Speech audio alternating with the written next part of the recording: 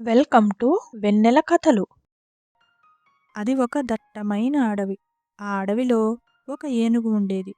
అది అన్ని జంతువుల కన్నా తానే బలంగా ఉంటానని గర్వపడుతూ ఉండేది.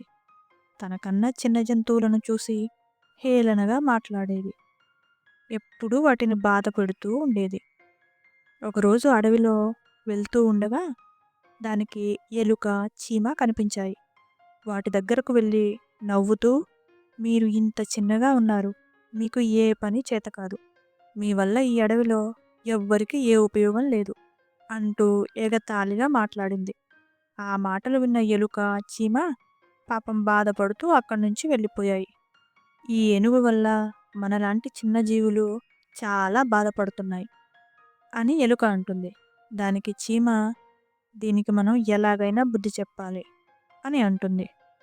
ఎలుక మాత్రం, ఏనుగు చూసావా చాలా బలంగా ఉంటుంది.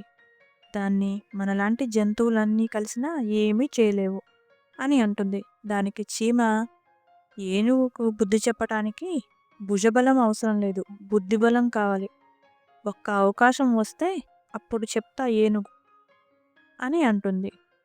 ఇదిలా ఉండగా ఏనుగు ఒకరోజు చెట్టు కింద నిద్రపోతూ ఉంటుంది.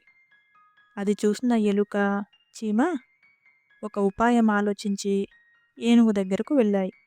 చీమ మెల్లిగా వెళ్ళి ఏనుగు చెవిలో దూరి గట్టిగా కుట్టింది. దాంతో నిద్రపోతున్న ఏనుగు లేచి లబోదిబోమని అరుస్తూ అటూ ఇటూ పరిగెత్తింది.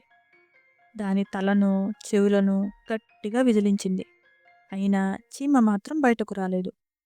ఏనుగు దాని పొడవైన తొండంతో చెవిలో పెట్టి అటూ ఇటూ తిప్పింది. అయినా కూడా చీమ వదిలిపెట్టకుండా ఇంకాస్త గట్టిగా కుట్టింది. ఇదంతా పక్కనే ఉండి చూస్తూ ఎలుక మాత్రం నవ్వుతూ ఉంటుంది. నవ్వుతున్న ఎలుకను చూసి ఏనుగుకు అప్పుడు అర్థమైంది దాని చెవిలో ఉన్నది చీమ అని. ఎంత ప్రయత్నించినా చీమ బయటకు రాకపోవడంతో చేసేదేమీ లేక చీమను బ్రతిమలాడటం మొదలుపెట్టింది. నీతో అలా మాట్లాడినందుకు దయచేసి క్షమించు, బయటకు రమ్మని అడుగుతుంది.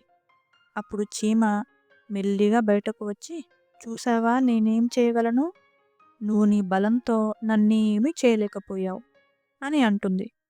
అప్పటినుంచి ఏనుగు ఎవ్వరినీ హేళన చేయకుండా అందరికీ సహాయం చేస్తూ సంతోషంగా జీవించింది. ఒక అడవిలో ఒక కాకి, పిచ్చుక ఉండేవి. ఒకరోజు కాకి, పిచ్చుక ఆకాశంలో ఎగురుతూ ఉన్నవి. కాకి పిచ్చుక దగ్గరకు వెళ్ళి, నా రెక్కలు నీ రెక్కల కన్నా పొడవుగా ఉంటాయి. నేను నీకన్నా చాలా వేగంగా ఎగరగలను అని అంటుంది. దానికి ఆ పిచ్చుక, అవును నిజమే, కానీ నేను ఎప్పుడూ నీలాగా ఎగరాలి అనుకోలేదు. మనమంతా ఈ ప్రకృతిలో ఒక భాగమే, ఎవరి ప్రత్యేకత వారికి ఉంటుంది అని పిచ్చుక అన్నది. దానికి ఆ కాకి కోపంతో, అంటే నువ్వు నేను సమానమా? అయితే మనిద్దరం ఒక పందెం వేసుకుందాం. అందులో నువ్వు గెలిస్తే అప్పుడు ఒప్పుకుంటాను నీకు కూడా ఒక ప్రత్యేకత ఉందని అని కాకి అంటుంది. దానికి పిచ్చుక కూడా ఒప్పుకుంటుంది. న్యాయ నిర్ణేతగా వడ్రంగి పిట్టను నియమిస్తారు. వడ్రంగి పిట్ట వచ్చి పందెం యొక్క నియమాలు చెప్తుంది. మన ముందు కనిపిస్తున్న రావి చెట్టు, మర్రి చెట్టును దాటి నా దగ్గరకు ముందుగా ఎవరు వస్తే వాళ్ళు గెలిచినట్టు అని వడ్రంగి పిట్ట చెబుతుంది. దానికి కాకి, పిచ్చుక ఒప్పుకుంటాయి. పందెం మొదలవుతుంది. కాకి రెక్కలు పెద్దగా ఉండటంతో అది వేగంగా రావి చెట్టు మీదకు వెళ్తుంది. పిచ్చుక మాత్రం మెల్లిగా వెళ్తూ ఉంటుంది. కాకి అంతే వేగంతో రావి చెట్టు మీద నుంచి మర్రి చెట్టు మీదకు వెళ్తుంది. మర్రి చెట్టు ఊడలు ఎక్కువగా ఉండటంతో కాకి రెక్కలు ఊడల మధ్యలో చిక్కుకొని ముందుకు వెళ్ళలేకపోయింది.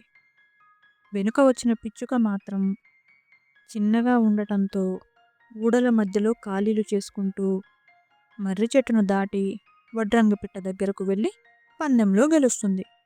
పాపం ఊడల మధ్యలో చిక్కుకున్న కాకిని చూసి బాధపడి పిచ్చుక వడ్రంగి పిట్టను సహాయం అడుగుతుంది.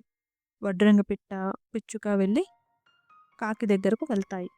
వడ్రంగి పిట్ట తన పదునైన ముక్కుతో ఊడలను తొలగిస్తుంది. కాకి బయటకు వచ్చి పిచ్చుకను క్షమించమని అడుగుతుంది. ఈ 2 కథలలో నీతి ఏమిటంటే, నీకు బలం ఉందని గర్వపడటం సహజమే, కానీ ఎదుటివారి బలాన్ని తక్కువ అంచనా వేసి హేళన చేయకూడదు. ఈ కథ మీకు నచ్చినట్టయితే లైక్ చేయండి, షేర్ చేయండి. ఇలాంటి మరిన్ని కథల కోసం మా ఛానల్ను సబ్స్క్రైబ్ చేయండి.